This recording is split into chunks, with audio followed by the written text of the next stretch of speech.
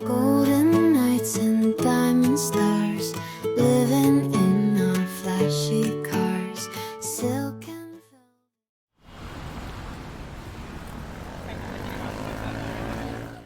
人口集中地区は5年ごとに実施される国勢調査の結果から一定の基準により設定される地域であり、現在は令和2年の国勢調査の結果に基づく人口集中地区が適用されている。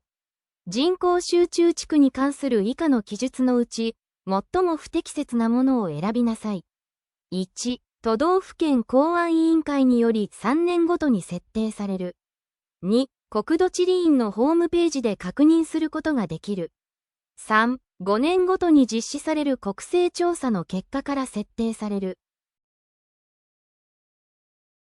正解1。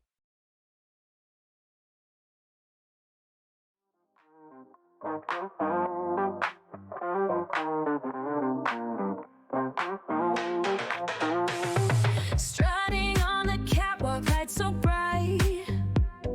Shades hide the future, feeling right.